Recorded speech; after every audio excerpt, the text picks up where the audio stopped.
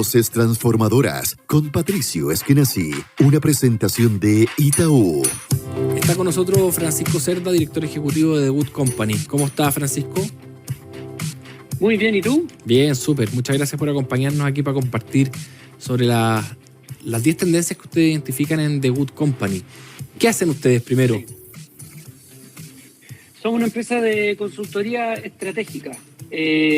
Así que nos llaman empresas en general que tienen 3 grandes desafíos. Empresas que están naciendo y necesitan desde afinar su propuesta de valor, plan estratégico, rediseño organizacional, en fin, la gobernanza. O empresas maduras, en industrias maduras, que tienen desafíos de transformación importantes, muchas veces que requieren una mirada integral. O empresas que están en procesos de expansión, muchas veces internacional. Ajá. Oye, Francisco, bueno, tú eres fundador y director ejecutivo de Good Company y ahí identifican 10 tendencias que creen que van a ocurrir este año, partiendo porque las startups van a enfocarse más en la rentabilidad que el crecimiento. ¿Por qué creen eso? Sí. Primero nos toca verlo en nuestros clientes de startups y es un fenómeno no es solo que se repita, sino que es lo que además, como las startups a nivel de directorio, de inversionistas, en fin, están en más de uno en general, es lo que se conversa en los directorios respecto a las tendencias, pero sobre todo más que las tendencias de toma de decisiones, lo que cambió es la línea editorial de qué es lo que espera el capital respecto al rendimiento, ¿no? Así que eso es lo primero y uno lo ve en Chile y otros países que lo que están pidiendo son números azules, digamos. Mismo Notco ha hablado extensamente de eso. Claro. Segunda tendencia, Francisco, colaboración radical. Acá el mundo cambió, en la generación en la que yo me crié estaba mucho más marcado por la competencia. Hoy día las generaciones más jóvenes están mucho más marcadas por la colaboración. Y ahora ustedes plantean colaboración radical. ¿Qué es eso? Sí. A mí lo que me impresiona ver es que pareciera haber un sentido común, y yo creo que tú decías como las generaciones más jóvenes tienen muy claro de que lo que reciben al compartir es mucho más que lo que ellos mismos aportan, ¿no? Al contar tu caso o tu modelo de negocio o un dato de un VC en Estados Unidos o un buen, no sé, abogado, en vez de querer guardárselo, dicen, oye, yo a cambio de dar estos pequeños datos o ideas, es mucho más las puertas que se me abren por compartir, ¿no? Y eso implica, por ejemplo, no solo compartir información, sino que entablar relaciones de alianzas comerciales, por ejemplo, o de trabajo, o de oficina, y escribir los acuerdos una vez ya caminando. Ajá. Eso a mí me impresiona mucho. Es verdad, súper interesante ese efecto. Tercer punto, la inteligencia artificial va a dejar de ser novedad porque va a estar incorporada en los modelos de negocio. Sí. Sí, yo creo que lo que más vimos es, bueno, ChatGPT ya salió a finales del 2022, pero la versión 4 que salió en marzo fue mucho, para las empresas fue más evidente de que la inteligencia artificial, solo en el caso de ChatGPT, era algo que era fácil de utilizar y rápido. Yo creo que el 2023 fue el año donde la gente empezó a estudiarlo, mucho a entender de qué se trataba, pero también es impresionante cómo la oferta de servicio empezó a cambiar basado en inteligencia artificial. Y lo que antes parecía del futuro, hoy día prácticamente cualquier negocio tiene que entender cómo lo va a ocupar. Y hoy día se ve en distintas industrias cómo lo tienen incorporado o al modelo de negocio o a la oferta. Perfecto. También plantean que va a ser tendencia este año 2024 la internacionalización desde etapas tempranas. Antes uno esperaba para ir a conquistar un nuevo mercado, esperaba consolidar el propio. Tú dices que ahora eso no es así y que incluso ante la consolidación van a seguir abriendo mercados. Lo que nosotros vemos en distintas startups es que lo que les ha pasado es que quieren estar cerca de sus clientes y sus clientes ya son globales o ya están en más de un país. Muchas empresas, en el caso de la B2B, por ejemplo. Pero en el caso de la B2C, pues lo que les está pasando es que dicen, no tengo por qué esperar. O sea, la verdad es que hoy día el trabajo híbrido, el capital se mueve más rápido, mis clientes se parecen más, no tiene mucho sentido. Por ejemplo, en el caso de Chile, esperar a que me vaya a tener ultra probado el modelo para penetrar mercados como Colombia o México. Entonces dicen, hay una curva de aprendizaje muy lenta que hoy día la tecnología y las prácticas no lo permiten, digo. Además de no ver tantas buenas posibilidades en este mercado. Entonces, se junta la comida con el hambre, por decirlo así. Claro, 100%. Conversamos con Francisco Cerda, fundador y director ejecutivo de The Good Company, sobre las 10 tendencias de este 2024 que identifican allá la compañía The Good Company. Una súper interesante, ustedes titulan como madurez en propósito, y tiene que ver con que el greenwashing y el social washing van a empezar a quedar atrás. Este greenwashing es cuando las empresas en realidad no les importa como lo verde de verdad, sino que hacen acciones para que parezcan. ¿Tú crees que vamos a mutar hacia relaciones más honestas, más sensatas? O sea, lo que yo veo es que la sociedad está ganando más madurez en este aspecto. Entonces ya, por decirlo así, no se tragan cualquier cuento, ¿no? Y los consumidores o las personas al momento de consumir ya no sirve el eslogan, ¿no? Y en eso hay una mayor madurez. Yo creo que lo otro que ha pasado es que han aparecido cada vez más voces, no sé, en el caso, no sé, Juan Ignacio Izaguirre con el libro El Despropósito acá en Chile, o lo que está pasando a propósito de las elecciones en Estados Unidos, como en The Wall Street Journal empiezan a decir los críticos respecto del ESG, ¿eh? Del concepto de ESG y qué tan servil a la empresa. Yo creo que se están acomodando todavía los conceptos, ¿eh?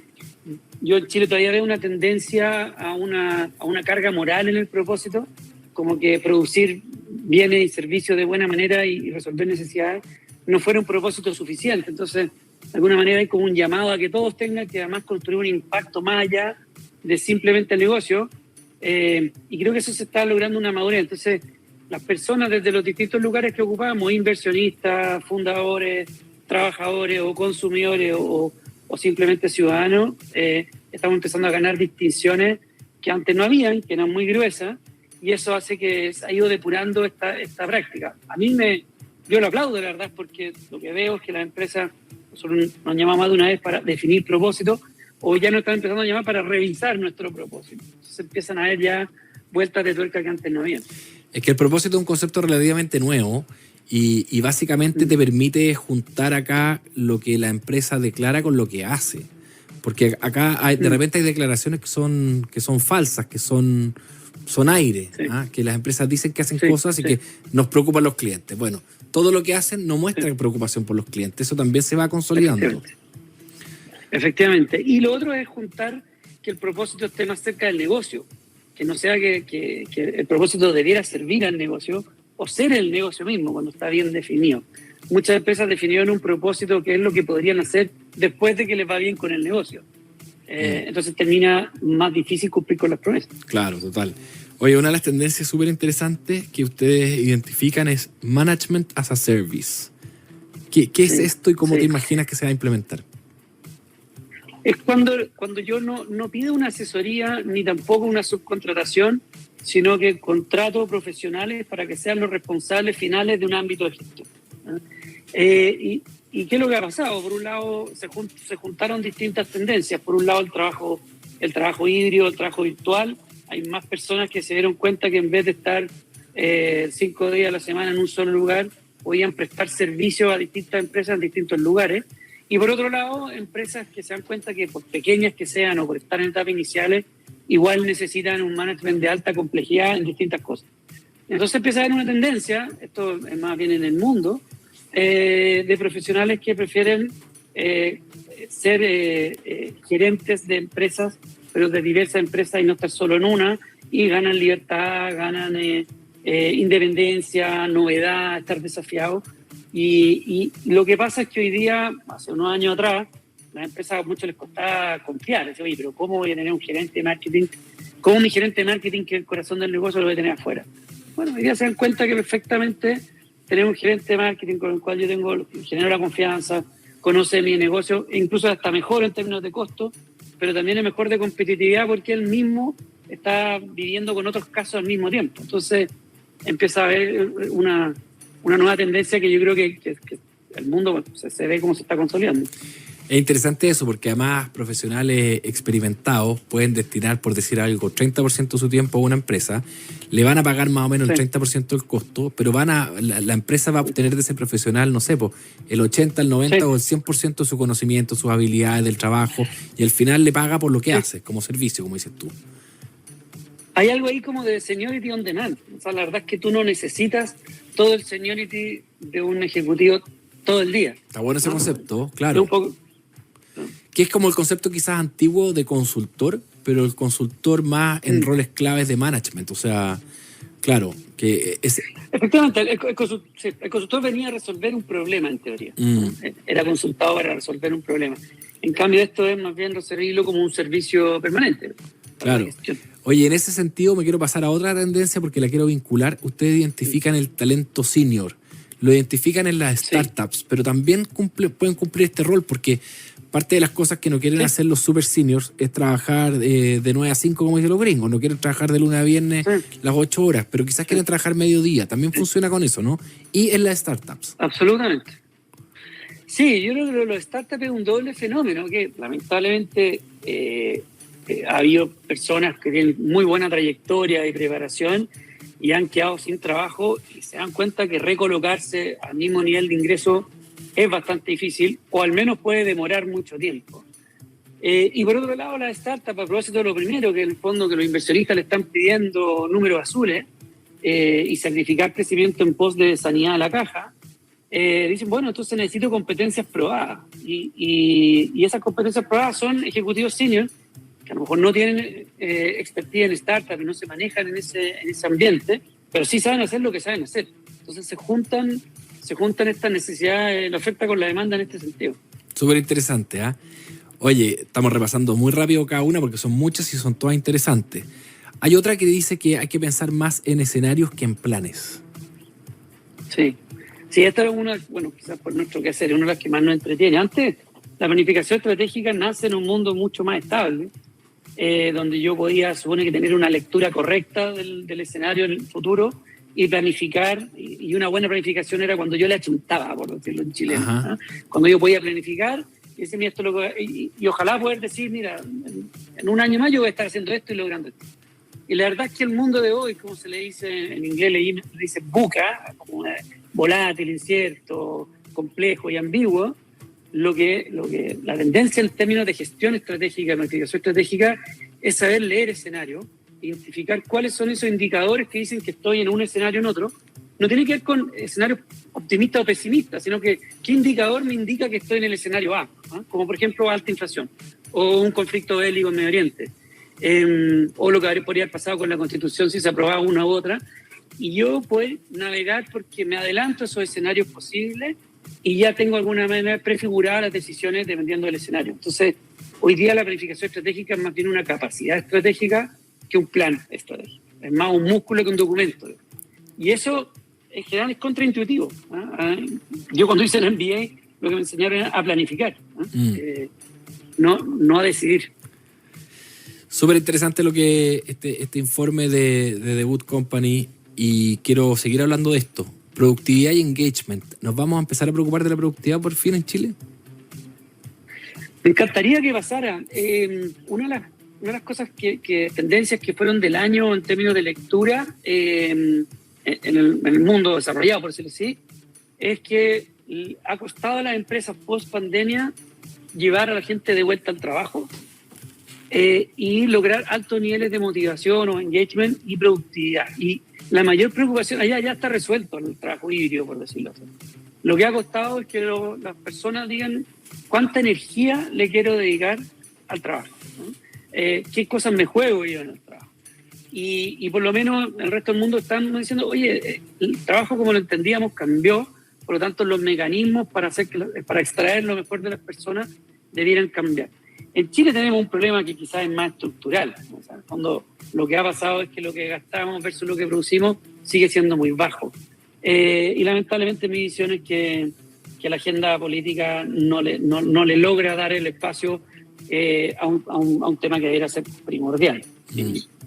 Así que lamentablemente me encantaría que pasara, no sé si está pasando. Oye, a propósito del trabajo híbrido, ¿cómo crees que se va a equilibrar este mundo con una combinación de un 3x2, 2x3, algo así, o vamos a volver en algún momento todos a la presencialidad? ¿O todos a lo híbrido?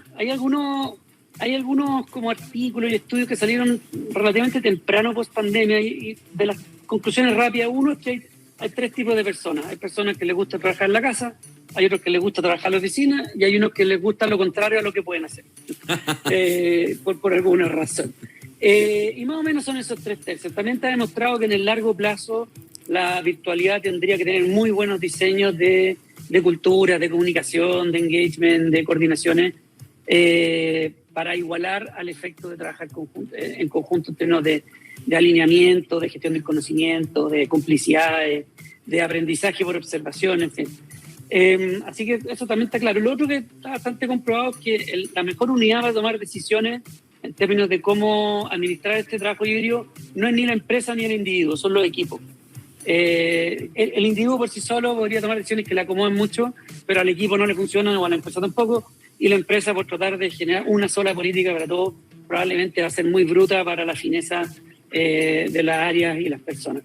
Así que eso más o menos se fue consolidando. Lo que debiera pasar es que hay industria y industria, trabajo y trabajo, empresa y empresa, y sí o sí lo que llegó es el trabajo híbrido en la dimensión que cada uno diseñe y gestione y monitoree en el tiempo. No, yo creo que todavía no hay respuestas definitivas. Lo más definitivo es que el trabajo flexible y híbrido es la nueva forma de trabajar. Y va a ir evolucionando dentro del trabajo híbrido. En general las empresas han llegado, los cargos que se puede, han llegado a más o menos 3x2, siendo 3 presencial y 2 virtual. En general han llegado a eso. Pero también es interesante como hay empresas, de hecho hay una campaña como en Zoom, hayan obligado a la empresa Zoom, hayan obligado a los trabajadores a volver a la oficina. Sí, yo creo que es dentro de la flexibilidad. Ahora, pero se junta con lo del Management as a Service, que también las personas, son cada vez más los profesionales que quieren trabajar en más de un lugar. Entonces también eso empuja un poco a la virtualidad. Muy, muy, muy interesante el informe que prepararon The Wood Company. Francisco Cerda, director ejecutivo, muchas gracias por compartirlo con nosotros y muchas felicitaciones por las reflexiones. Me encantó la conversa.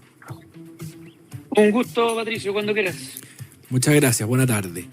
Nosotros seguimos aquí en Voces Transformadoras y le voy a contar en el